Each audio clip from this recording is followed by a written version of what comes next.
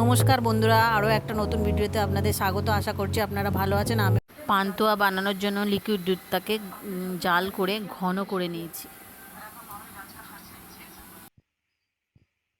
পান্তুয়া বানানোর জন্য লাগছে লিকুইড দুধ, গুঁড়ো দুধ, ময়দা, সুজি, চিনি, ঘি, জায়ফল, এলাচ, বেকিং সোডা, একটি ডিম। চিনির শিরাটা একদিকে তৈরি করে রেখে দিয়েছি। লিকুইড দুধটা প্রথমে ঘন করে জাল করে নিয়েছি। এবার এর মধ্যে দেব হাফ চামচ ঘি, তারপর এর মধ্যে দেব 2 চামচ সুজি।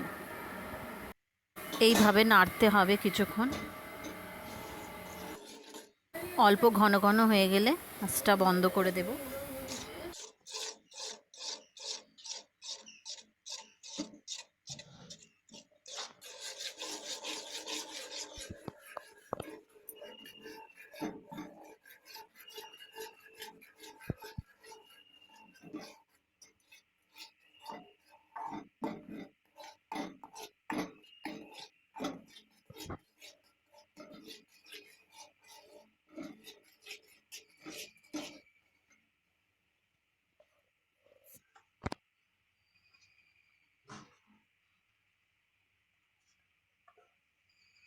এবার এর মধ্যে দেব 2 চামচ ময়দা।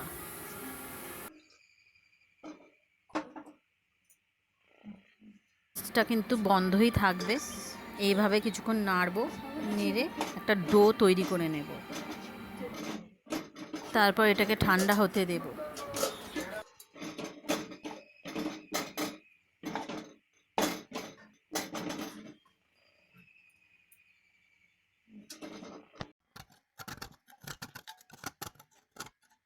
কিছুক্ষণ ঠান্ডা করার পর ওর মধ্যে একটা জায়ফলের কিছু অংশ গুঁড়িয়ে দেব। তারপর এর মধ্যে দেব 2 চামচ গুঁড়ো দুধ।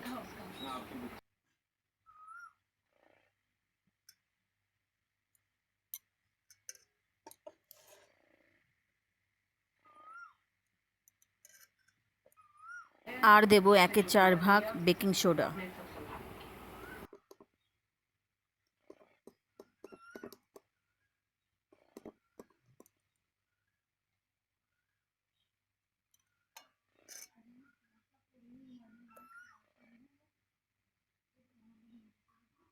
এদিকে একটা ডিম ফেটিয়ে রেখে দিয়েছি, সেই ডিমের কিছুটা অংশ দেব আস্তে আস্তে করে।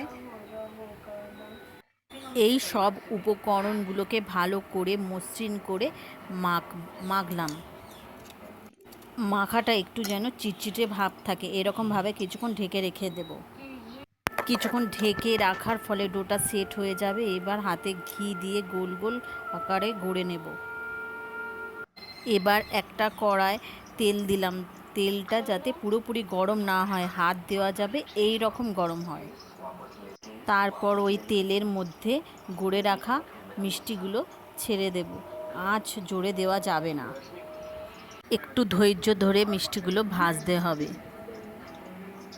এবার ভেজে নেওয়া মিষ্টিগুলো প্রায় 10 মিনিট ধরে লাল লাল করে ভেজে নিয়েছি।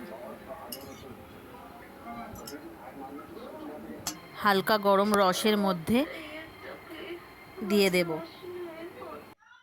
এইভাবে 5-6 ঘন্টা রেখে দেব। 5 ঘন্টা পর দেখুন কেমন রস খেয়ে ফুলে গেছে পান্তুয়াগুলো। তৈরি হয়ে গেল দোকানের মতো স্বাদের পান্তুয়া। ভিডিওটা আপনাদের ভালো লেগেছে। দেখা হচ্ছে আরও একটা নতুন ভিডিও নিয়ে। টাটা।